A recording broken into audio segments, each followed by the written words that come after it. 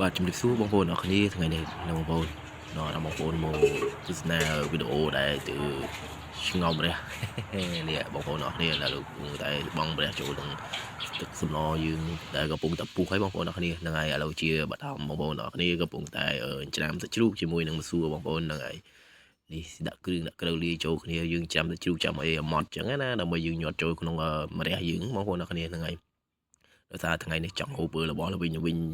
ជាម្រះចឹងណាហ្នឹងហើយសិតតែសាច់ឆ្ងាញ់ណាស់បងប្អូនហើយបងប្អូនធ្លាប់ហូបដឹងហើយបងប្អូនឆ្ងាញ់តំណងមែនតើហ្នឹងហើយលីឡំជាមួយនឹងបែបធម្មជាតិស្រុកស្រែចឹងណាមើលទេសភាពបងប្អូនហើយខ្យល់សបរិសុទ្ធមែនតើបងប្អូនអរគ្នាឥឡូវនេះក៏ប្រពន្ធកំពុងតែច្រាមមើលសួរជាមួយនឹងសាច់ជ្រូករបស់យើងលីឡំជាមួយគ្រឿងក្រូវចឹងណាហ្នឹងហើយឥឡូវយើងបន្ថែមមើលបន្តិចឲ្យវាដើម្បីឲ្យឈ្ងុយចឹងណាបងប្អូនបងប្អូនហ្នឹងហើយឥឡូវនេះគេយឺម៉ែក៏កូនច្រាមដាក់ចូលគ្នាដែរបងប្អូនដើម្បីឲ្យវាមានជាតិឆ្ងាញ់ចឹងណាបងប្អូនអ្នកគ្នាឥឡូវចាប់ដើមយវល់ចូលគ្រឿងចូលក្រូវឲ្យបងប្អូនហ្នឹងហើយឥឡូវនេះម៉ែប្រពន្ធកំពុងរុះរាន់មែនតែនហ្នឹងហើយដើម្បីឲ្យឆ្ងោមរះយើងចាប់ផុយចាប់អីចឹងណា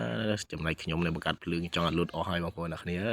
ចាប់ហើយឥឡូវទឹកយើងក៏ចាប់ដើមចិត្តពុះផងដែរនេះហើយទៅលូមហើយបងប្អូនចិត្តពុះហើយតែភ្លើងចង់ឲ្យលុតអស់ហើយតែមិនអីទេមិនជាបញ្ហាអ្វីទេខ្ញុំនៅបង្កាត់ភ្លើងជីស្រាច់ហ្នឹងហើយឥឡូវយើងចាប់ដើមយវល់គ្រឿងនេះនឹងសួយមិនជើងឲ្យចូលជាតិចូលអីគ្រឿងក្តៅគ្នាអញ្ចឹងណាឲ្យឈ្ងុយហ្នឹងហើយឥឡូវចាប់ដើមញាត់ចូលម្រះយើងបងប្អូនទាំងគ្នាហ្នឹងហើយញាត់ហើយយ៉ាងម៉េចកុំភ្លេចយកអាឈឺចាក់មិញយកញាត់ហ្នឹងបងប្អូនហ្នឹងហើយឈឺចាក់មិញយើងទិញមកឲ្យចប់មកប្រើអត់ទេប្រើបាន3 4ដងអញ្ចឹងណាហ្នឹងហើយឥឡូវចាប់ដើមញាត់គ្រឿងចូលក្នុងម្រះយើងដើម្បីយើងយូរឆ្ងោយូរស្លចាប់បានហូបអញ្ចឹងណាព្រោះអីម្រះយើងងាស់យូរដែរបងប្អូនរំវាផុយងុំគ្រឿងងុំអីអូហយយូរដែរបងប្អូនហ្នឹងហើយឥឡូវនេះម្រះយើងចាប់ដើមមើលញាត់ច្រើនផ្លែដែរបងប្អូនហើយហ្នឹងហើយ4 5ផ្លែដែរកាត់ទៅកង់ខ្លីៗអញ្ចឹងណាហ្នឹងហើយកាត់ខ្លងខ្លីបានចិត្ត1 គីឡូដែរកន្លះឆ្នាំងដែរបងប្អូនឥឡូវទឹកយើងពុះហើយក៏ម្រះយើងចាប់ដើមមើលញាត់រួចរាល់ហើយឥឡូវម៉ែប្រពន្ធយើងក៏ចាប់ដើមយកមកដាក់នេះសាច់ជ្រូកដែលម្រះយើងដែល